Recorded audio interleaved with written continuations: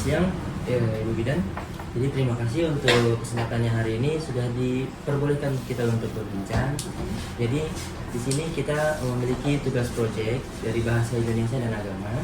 Nah, kita di sini mengambil studi nilai agama, praktik aborsi, pencegahan aborsi.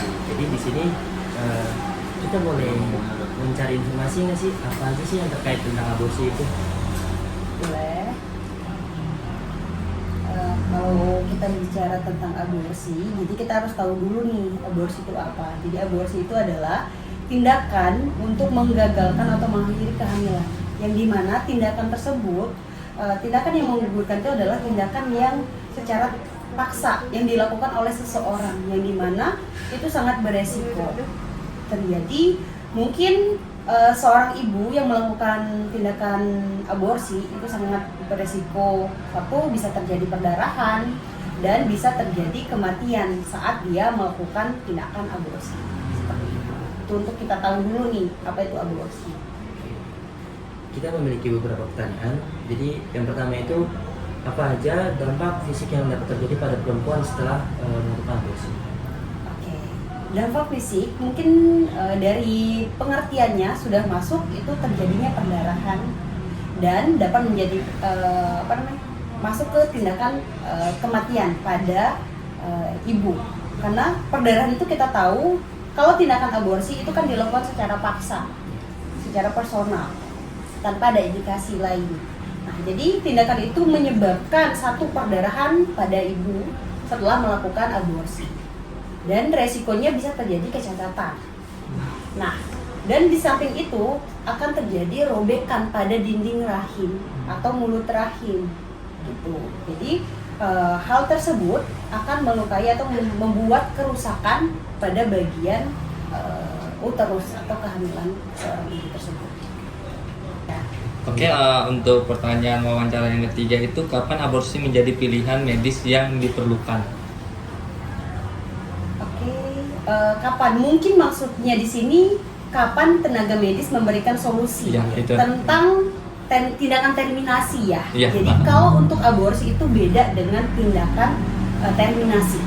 Jadi tindakan aborsi itu dilakukan secara pribadi, personal, itu tanpa ada indikasi. Nah, tapi kalau tindakan terminasi itu adanya indikasi dari kehamilannya, sehingga dokter itu menyarankan ibunya untuk melakukan yang namanya tindakan kuretase, gitu ya.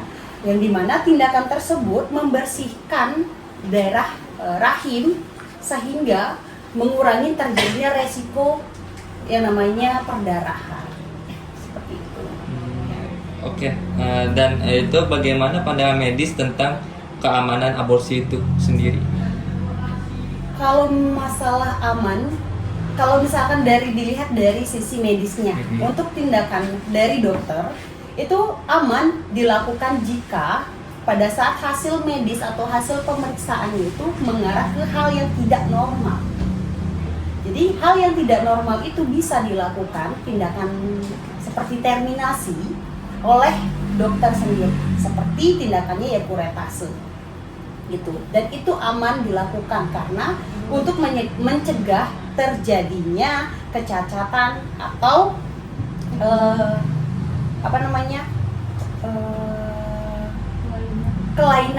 kelainan yang disebabkan oleh kehamilan.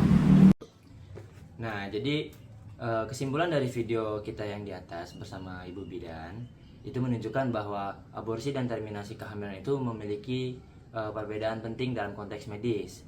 Nah, aborsi itu dilakukan dalam kondisi tertentu saja, seperti janin tidak bernyawa atau beresiko membahayakan nyawa seorang ibu. Namun, aborsi juga dapat berdampak untuk komplikasi fisik. Sementara itu, terminasi kehamilan itu dia lebih aman karena didasari oleh indikasi medis. Lalu, meskipun praktik aborsi umumnya dilarang dalam agama, terdapat pengecualian seperti korban pemerkosaan.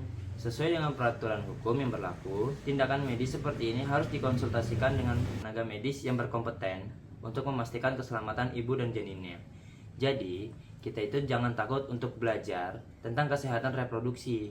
Itu bisa membantu kita dalam mengambil keputusan yang tepat dan juga mengurangi penyesalan kita apabila kita salah mengambil keputusan. Unsur agama